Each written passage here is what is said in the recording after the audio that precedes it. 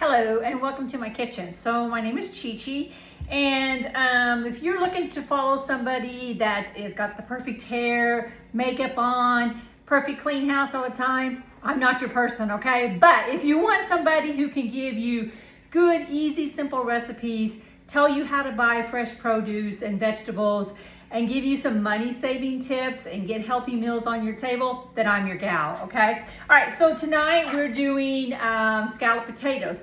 We know scalloped potatoes can sometimes take an hour or two to get them done, but I'm gonna show you a couple of sweet tricks that will help you get that done a lot faster. First of all, this is a rapid prep mandolin, okay? It is made by a Pampered Chef, and as a full disclosure, I am a Pampered Chef consultant, so if you, if that bothers you, well, just pass on by. I do show a lot of great tips and tricks. And if you see any of these products that you want, I can definitely help you out that as well. So this is a rapid prep mandolin, has 2 dials on the back side, and you can adjust it to do French fry cuts, dicing, slicing, all sorts of different things. And you'll see several times in videos in my channel that will show you what you can actually do with this thing. It's so cool. I use it for, oh my gosh, almost everything. All right, today we're gonna be using potatoes, okay? These are fresh potatoes, which means they were dug not too long ago. I know that for a fact because they came straight from the farmer's field. And so I'm not even going to peel them, okay? You can see they have a very thin skin on them, and that's because they are fresh potatoes. We're gonna go ahead and we're going to put these on a thickness, I think I'm gonna go about a 7. And we're going to slice these up. When you, oh, did you hear those grippy feet on there too? Awesome. When you slice your potatoes and they're all the same thickness, then they tend to cook out much faster as well. So you don't have to worry about, uneven, potatoes in your scalloped potatoes or anything like that as well. So we're going to slice these up really quickly. See how fast that goes? Much faster than you can do it with a knife, trust me. Okay. Oh, about to get our little potato bin full here. We're going for a few more. All right, so we're going to transfer these to a pot of water, okay? Now, little tip on doing, do I boil the water first? Do I, put them in cold water? Here's your tip, okay? Anything that is grown under the ground, like potatoes, carrots, turnips, all those type of foods, you put them into a cold pot of water, okay? You bring them to a boil while the potatoes and stuff are inside the pot, okay? So we're gonna add all of these in here. I will probably add a little salt to them too. You don't have to, but sometimes it just adds a little extra bonus worth of flavor. And we're gonna add in one more potato because I have it sitting right here. Okay, add that back in. We will let those come to a boil. So what we're gonna do is we're gonna par cook them, meaning we're going to just get them nice, almost tender, and then we'll mix in a excellent, delicious cheese sauce, because who doesn't like cheesy potatoes, right? And then I'm gonna finish them off inside of our air fryer in just a matter of minutes instead of hours, okay? So these are going onto the stove for a quick boil. Stay tuned and we come back and I'll show you the rest.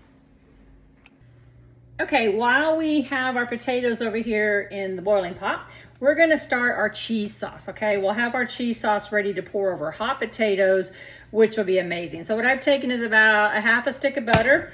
I do like butter over Crisco or anything like that, and I also like it over artificial butters too. So if you can have real butters, then you can use the artificial, but honestly, real butter just makes all the difference in the taste world as well.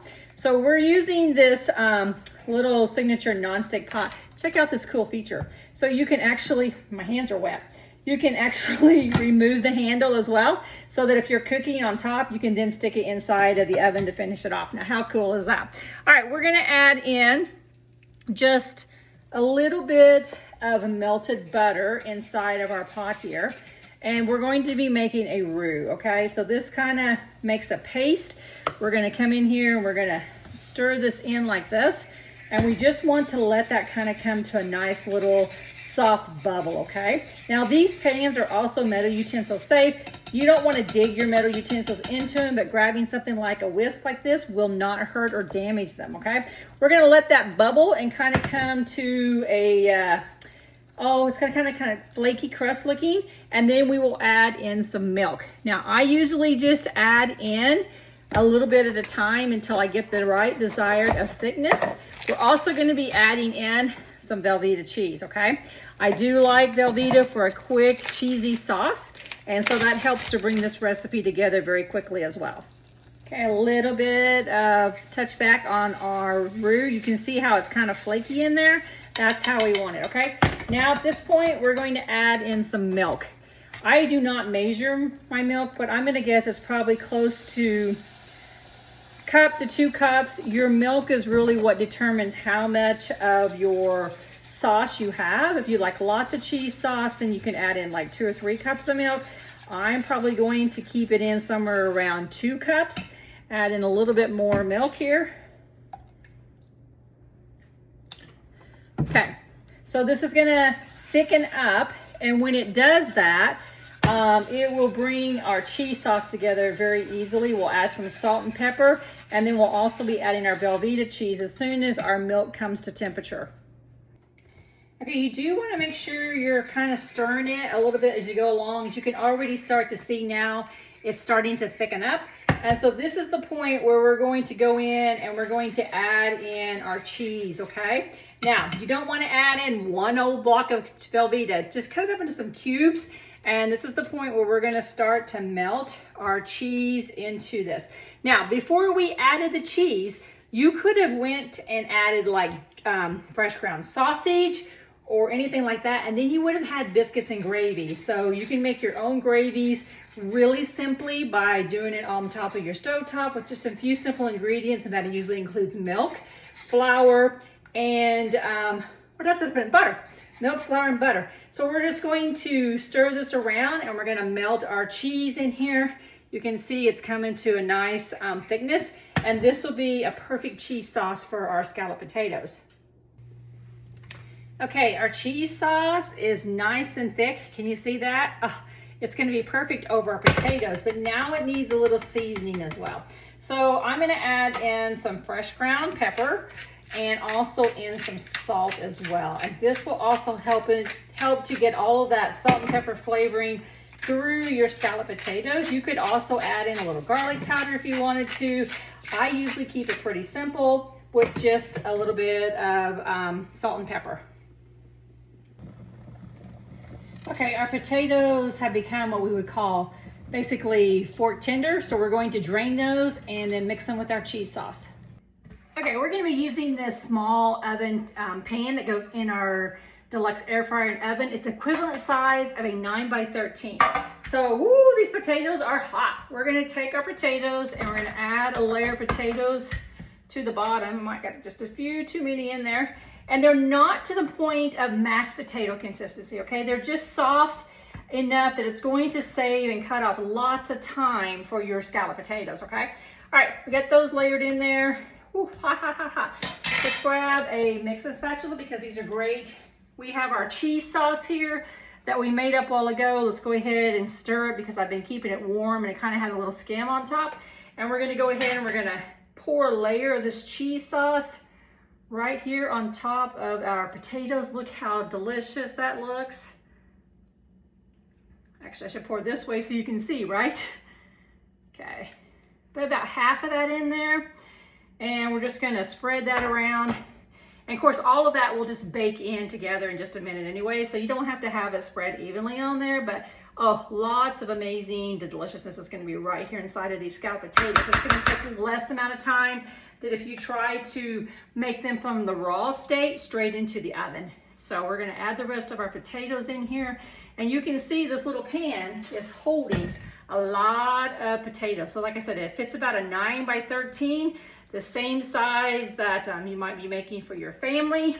Jay and I, my husband, it's just him and I now, and so we just have leftovers, and it's great. So we'll finish these potatoes off, add in our cheese sauce.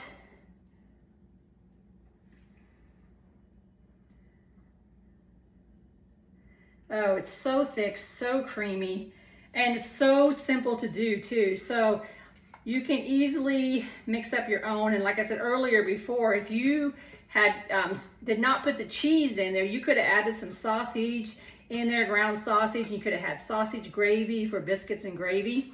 Also, I want you to see how easy this pan cleans up, okay? Everything gets around. It's gonna clean up so nicely. It's also dishwasher safe, which is amazing. Okay, add in our cheese sauce, cover everything up nicely. Now, I probably could have added a little extra sauce, maybe an extra cup of milk in there, but I didn't know how much I'd really need. So this is where you just kind of play with it, and then you'll know how much cheese sauce you need for whatever you're baking as well, okay?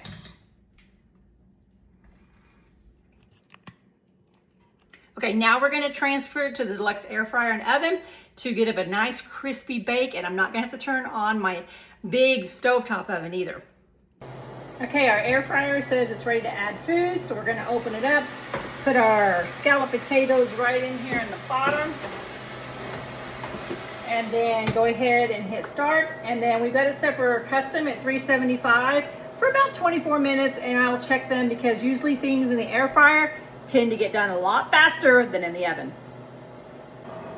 All right, let's do a quick check. We're about halfway into, I set it for 24 minutes, so we're about 14 minutes in.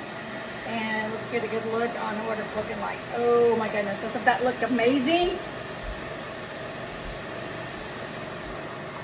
So we're just gonna let it go a little more because I like it to be crispy and everything, but oh, it's gonna be so delicious. And literally taking a third of the time of what it would have taken if we would have cooked it inside of the oven. So that is your tip for making a quick scalloped potatoes. Follow me for more tips on cooking, buying groceries, and everything like that. Subscribe to my YouTube channel.